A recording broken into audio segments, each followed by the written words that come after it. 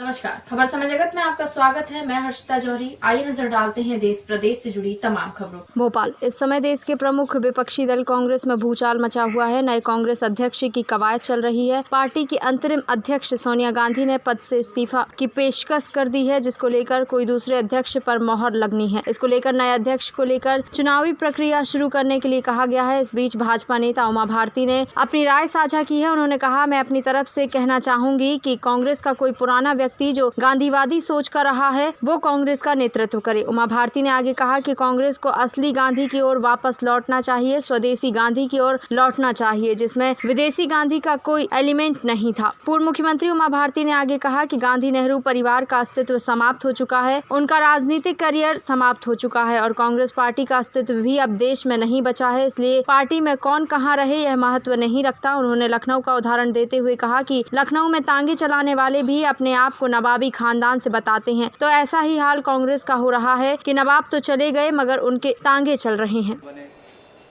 गांधी नेहरू परिवार का अस्तित्व समाप्त हो गया है, उनका राजनीतिक वर्चस्व समाप्त हो गया है, कांग्रेस का अस्तित्व समाप्त हो गया है। इसलिए अब ये कौन पद पे रहते हैं और नहीं रहते इसका महत्व खत्म हो गया। आपको पता है लखनऊ में रिक्शे तांगे वाले भी अपने आप को नवाब वाजिद अली शाह का खानदान का बता देते हैं।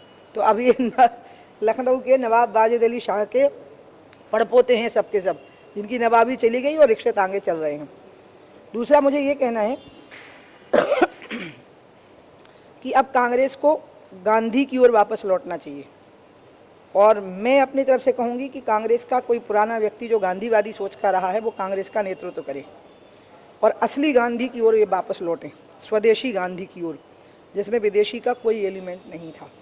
और ये मैं कांग्रेस के सामने भारत का नागरिक होने के नाते एक सुझाव रखूंगी कि विदेशी गांधी से मुक्ति पाओ और स्वदेशी गांधी की ओर मुड़ो, इसी का रास्ता निकाल लो।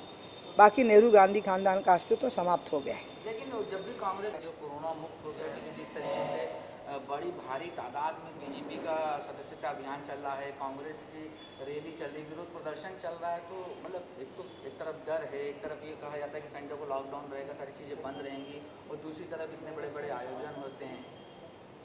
आयोजन में सोशल डिस्टेंसिंग का पूरा ध्यान रखा जा रहा है, स्टेज पर कोरोना के नॉर्म्स का पूरा ध्यान रखा जा रहा है। अब ये बात आई तो देखिए मध्य प्रदेश में तो कांग्रेस ख़त्म हो गई, पूरी तरह से ख़त्म हो गई। अब तो मध्य प्रदेश जैसे आज बंगाल आज मुक्त हुआ ना, लेकिन 35-40 साल तक तो बंगाल में एक ही पार्टी की सरकार रही। यहाँ तो अभी हम 15 साल ही रह पाए हैं, इसलिए अभी 15-20 साल यहाँ भाजपा होगी, फिर बात का बाद में देखेंगे। ठीक है, तो सिर्फ गांधी परिवार पे ही रुक जाती है राहुल गांधी? यही मैं चाहती हूँ कि हमारा देश परिवारवाद की राजनीति से मुक्त हो, और अगर परिवारवाद की राजनीति से मुक्त करना है तो इसकी शुरुआत चूँकि उनके यहाँ से हुई थी, इसलिए सोनिया जी को मैं बहुत मानती हूँ और उस आदर के भाव से ही मैं उनको बात कहूँगी। एक बात मुझे और कहनी है जो आपने नहीं पूछी, वो बहुत ज़रूरी है, मैं सोच रही थी कि मैं ट्वीट करूँ।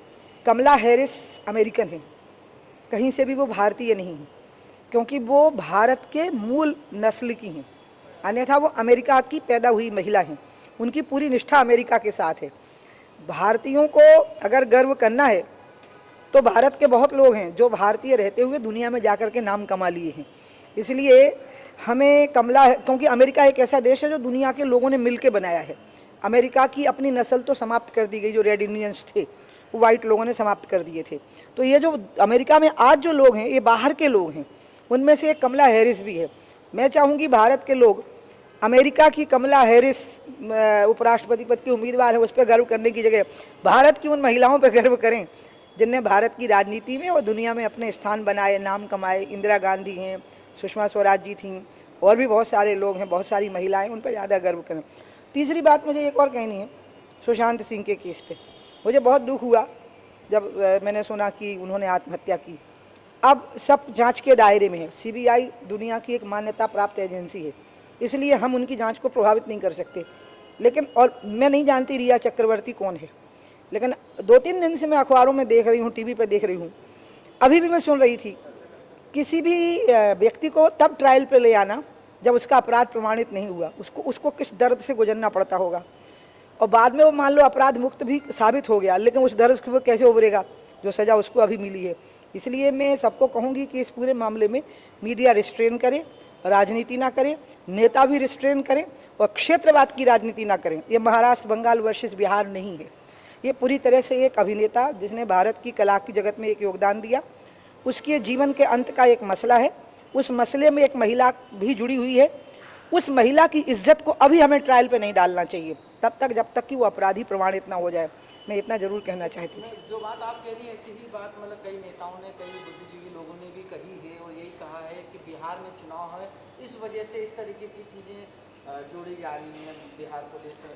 अब देखिए, बंगाल में भी चुनाव है, तो ऐसा हम नहीं कह सकते हैं कि बीजेपी के लोग ऐसा इसलिए कह रहे होंगे क्योंकि फिर चक्रवर्ती बंगाल की हैं। मैं तो कुछ और कह रही हूँ कि किसी को आप ट्रायल पे इतना हद तक डाल दें और बाद में पता लगे वो बेकसूर है, तो वो जो उस दौर से गुजरा उसकी वापसी कैसे होगी उसकी ज़िंदगी में। इसलिए इन सब से मुक्त होकर के हम सीबीआई को पूर्णतया निर्द्वंद होकर के जांच करने दें, ये मुझे कहना था। एक चीज़ और है, खबर समय जगत के लिए संवाददाता शक्ति Bharti, Bhopal. For latest news, subscribe to our channel and press the bell icon.